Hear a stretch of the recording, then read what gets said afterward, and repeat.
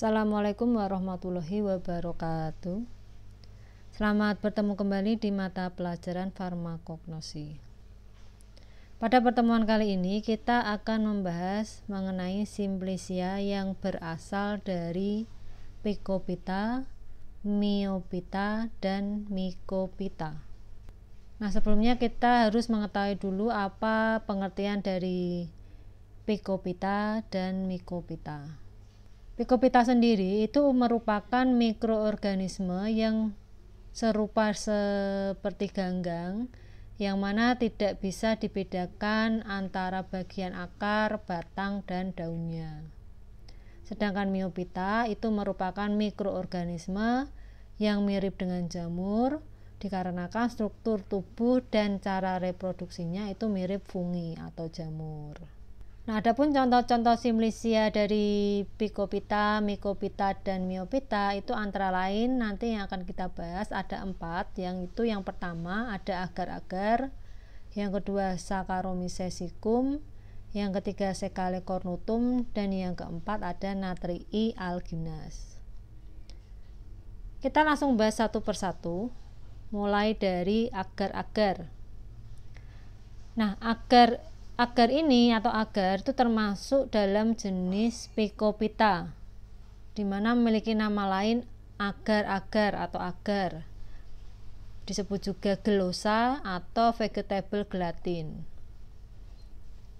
Agar ini berasal dari tanaman Gelidium cartilaginum. Dapat juga berasal dari Gracilaria confervoides dan sejenis ganggang merah lainnya.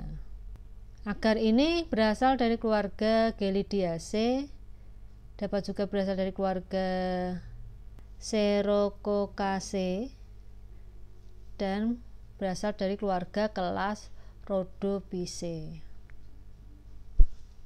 Adapun zat berkhasiat utama atau isi yang terdapat di dalam agar-agar yaitu ada garam kalsium dari glossa berupa hidrat arang kompleks yang mana tersusun dari rangkaian galaktosa, di mana molekul yang terakhir itu berikatan dengan asam sulfat iodium. Adapun persyaratan kadarnya itu adalah 20-100 bagian per juta.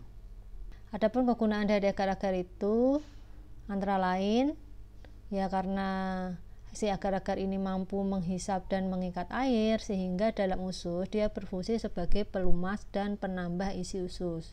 Maka banyak dipakai pada pengobatan sembelit yang kronis. Selain itu juga sebagai bahan penolong pada berbagai sediaan obat. Sedangkan pemberiannya yaitu umumnya berupa berkas potongan-potongan memanjang yang tipis seperti selaput dan berlekatan atau berbentuk keping, serpih atau butiran, warnanya abu-abu kekuningan sampai kuning pucat atau tidak berwarna, kemudian tidak berbau atau berbau lemah, rasanya berlendir, jika lembab liat, jika kering rapuh. Adapun bagian yang digunakan itu berupa koloidal hidrofil yang kering yang diperoleh dari penyarian. Sedangkan cara panennya ini terdiri dari beberapa cara panen Ada 3 cara. Yang pertama itu menggunakan cara California, di mana ganggang direndam air kemudian dibersihkan dari pasir dan kotoran. Setelah itu direbus dengan tekanan lalu disaring selagi masih panas. Sari dimasukkan ke dalam tabung-tabung pendingin, kemudian budir yang terjadi digerus, dibekukan dan dipisahkan dari air dinginnya secara disaring hampa berputar. Pengeringan selanjutnya dilakukan dengan mengalirkan udara panas. Untuk cara panen yang kedua yaitu dengan cara Jepang, di mana ganggang yang dipelihara di dekat pantai itu dikeringkan, kemudian dipukul-pukul guna memisahkan pasir, kerang dan kotoran-kotoran lainnya. Kemudian berganti-ganti dicuci dan dijemur sampai pucat warnanya. kemudian disari agarnya. Sedangkan untuk cara Australia, itu ganggang dibersihkan dari pasir dan dikelantang, kemudian direbus pada suhu 94-98 derajat selama kurang lebih 2-4 jam sebagai larutan 4% dan pH-nya dibuat 5-6. Nah, kemudian bagian-bagian yang padat dipisahkan secara pemusingan dan cairan yang telah jernih itu dicuci dengan norit, dikentalkan, didiamkan. Kemudian kotoran-kotoran organik dibilas dengan aliran air dan dikeringkan pada suhu 40-50 derajat Celcius. Kemudian ada pun jenis-jenis dari agar-agar, itu ada beberapa jenis ya. Yang pertama ada agar Ceylan, dibuat dari Gracilaria licenoides. Kemudian ada jenis agar Makassar, dibuat dari Eusebia spinosum, tercampur dengan garam dapur. Ada garam Amerika, di mana agarnya ini dibuat dari pantai di Pasifik, dari ganggang Gelidium cartilaginum atau Gelidium amansii atau Anfeltia plicata. Kemudian ada jenis agar pantai Atlantik yang diperoleh dari Gracilaria confervoides atau Hypnemuciformis dan ganggang merah lainnya. Ada jenis agar Jepang yang dibuat dengan nama Japanese isinglass, diperoleh dari Gelidium cartilaginum dan Glyoopeltis tenax. Yang terakhir ada agar Australia, berasal dari Gracilaria confervoides dan Sphaerococcus compressus. Penyimpanan dalam wadah tertutup baik.